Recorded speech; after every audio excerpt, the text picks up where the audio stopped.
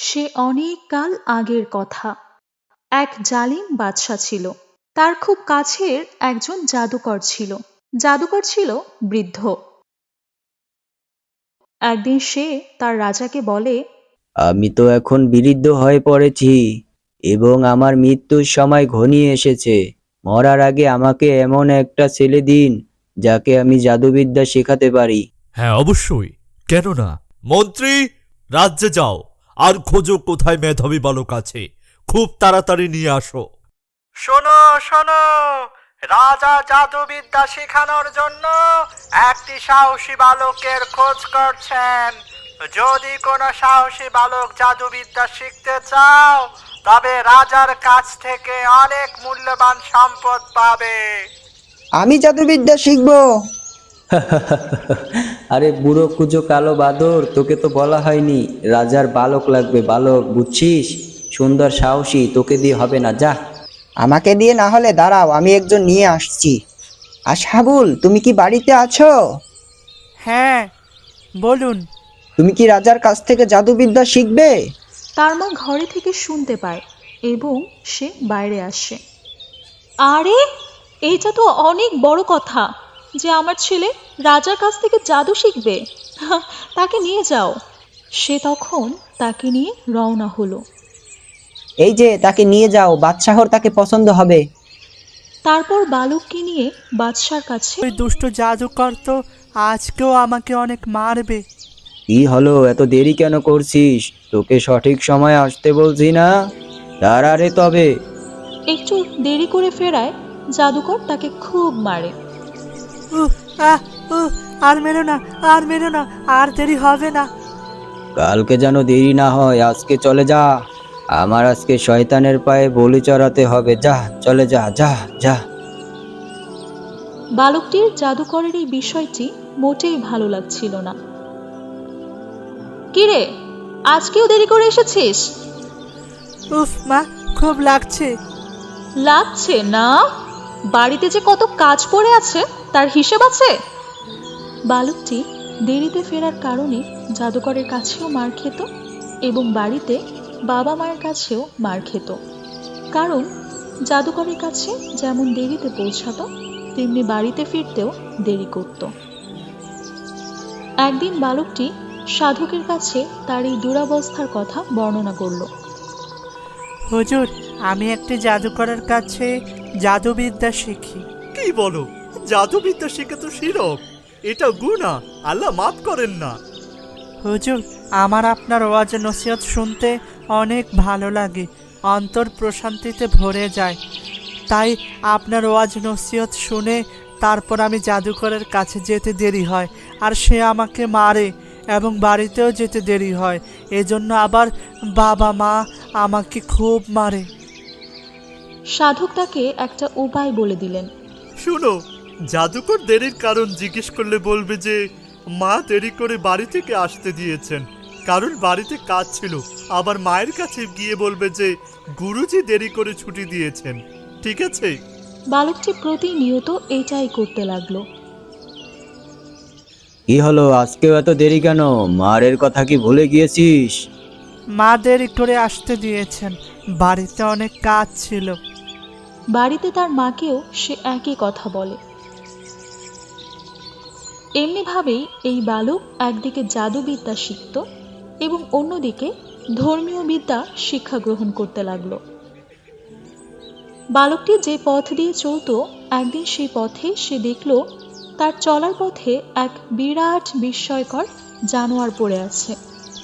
পথে লোকজন চলাচল বন্ধ করে দিয়েছে। এপাশ থেকে ওপাশে এবং ওপাশ থেকে এপাশে যাওয়া আসা করা যাচ্ছে না। সবাই উদ্বিগ্ন ও বিব্রত অবস্থায় দাঁড়িয়ে আছে। বালকটি মনে মনে চিন্তা করল যে একটা বেশ সুযোগ পাওয়া গেছে, দেখা যাক আল্লাহর কাছে ওই হুজুরের ধর্ম অধিক পছন্দনীয় না জাদুকরের ধর্ম অধিক পছন্দনীয়, কোনটা সঠিক আর কোনটা ভুল।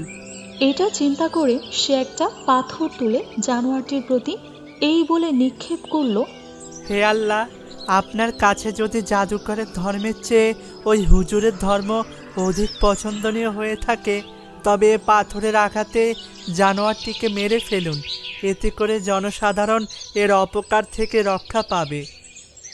বাদশাহ, আমি এখন দেখতে পাই। আর তোমার দৃষ্টিশক্তি কে দিল? আমার প্রভু। হ্যাঁ, আমি তো তোমার প্রভু।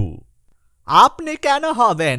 বরং আমার এবং আপনার প্রভু লা শারিকাল্লাহ রাব্বুল আলামিন, যার কোনো শরিক নেই, তিনি এক ও অদ্বিতীয় আল্লাহ, যিনি আমার চোখের দৃষ্টি ফিরিয়ে দিয়েছেন, যার ক্ষমতার সাথে এই পৃথিবীতে তার সাথে কেউ পারেওনি আর পারবেও না। তার এই কথা শুনে বাদশাহ বলল, তাহলে আমি ছাড়াও তোমার অন্য কোনো প্রভু আছে নাকি? হ্যাঁ, অবশ্যই। তিনি আপনার এবং আমার উভয়ের প্রভু।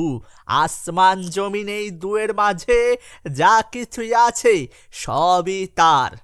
বাদশাহ তখন নানা প্রকার শাস্তি দিতে শুরু করলো। বলো, এই শিক্ষা তোমাকে কে দিয়েছে?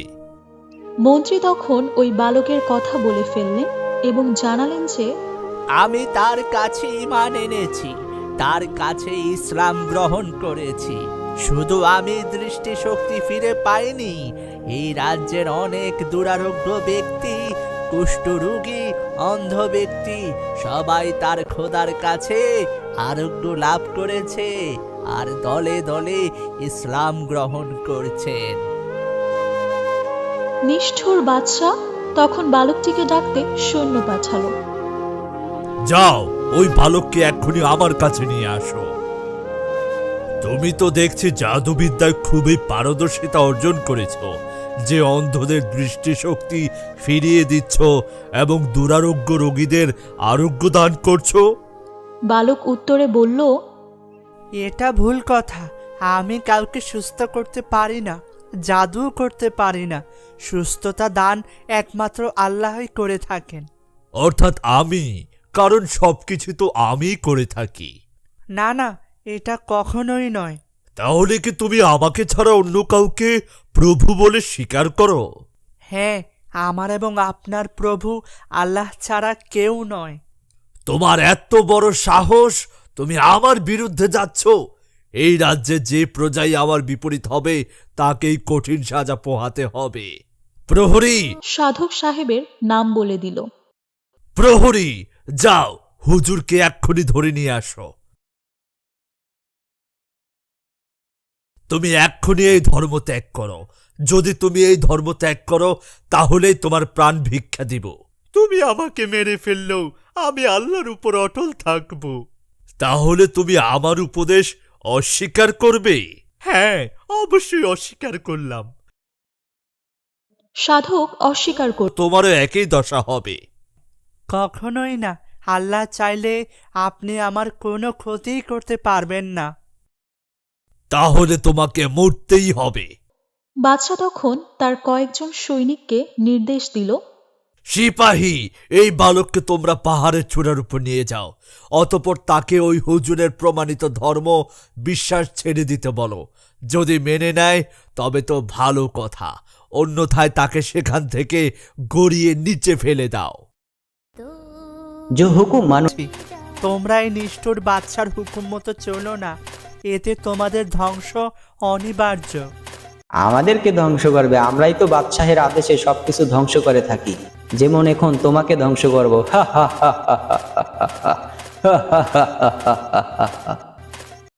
অবশেষে তারা বালকটিকে পর্বত চূড়ায় পৌঁছে দিল এবং তাকে তার ধর্ম ত্যাগ করতে বলল। তুমি ওই সাধকের ধর্ম ত্যাগ করো আর আমাদের সাথে সামিল হও। বাদশাহের আদেশ মেনে নাও। না, কখনোই না। আমি আল্লাহর সৃষ্টি আর আল্লাহই আমার রব। আমি তারই উপর ঈমান আনলাম। ওহে আল্লাহ প্রেমিক বালক, তাহলে মরার জন্য তৈরি হও। বালক অস্বীকার করলে তারা তাকে ওই পর্বতের চূড়া থেকে ফেলে দিতে উদ্যত হলো। তখন বালক আল্লাহ তাআলার নিকট প্রার্থনা শুরু করলো।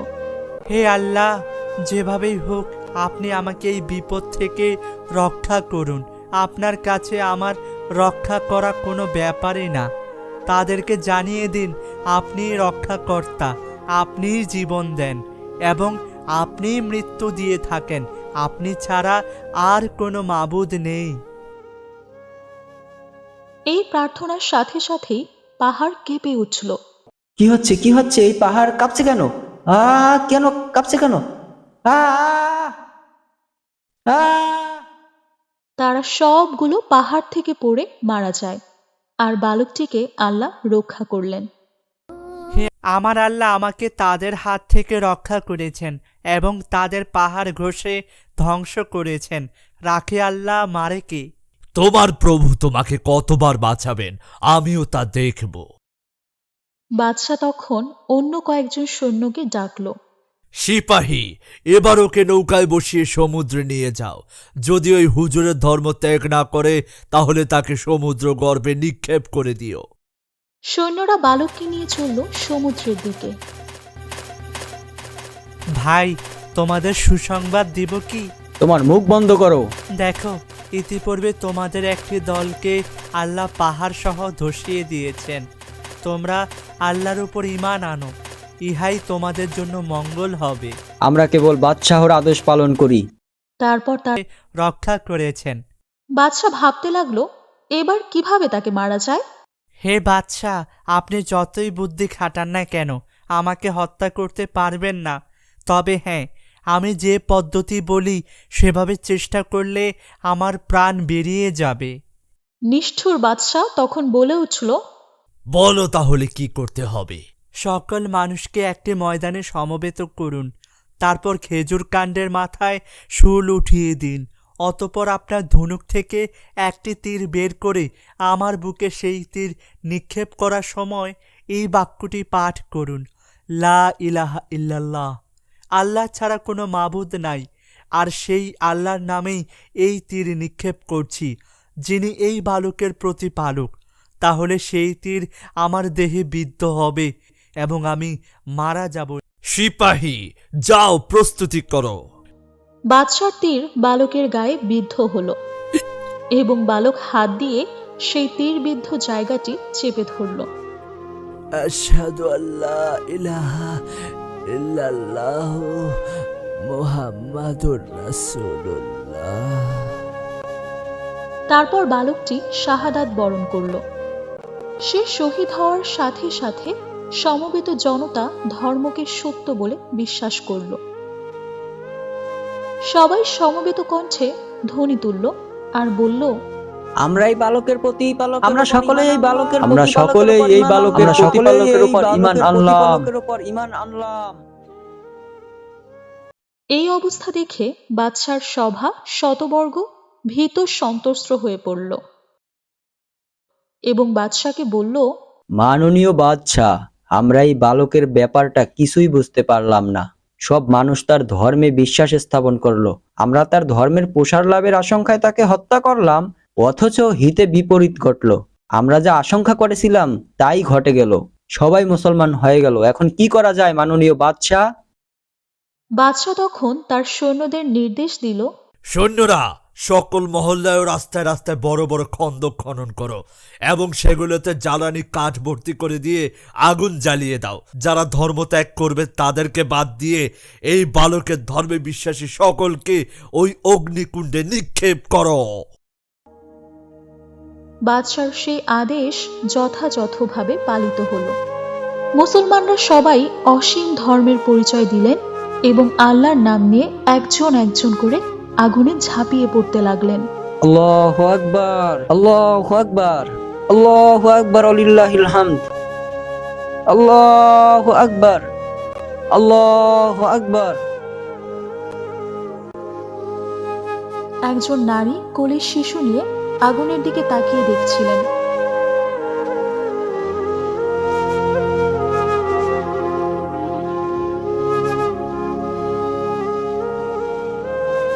এমন সময় হঠাৎ ওই অবলা শিশুর মুখে ভাষা ফুটে উঠল।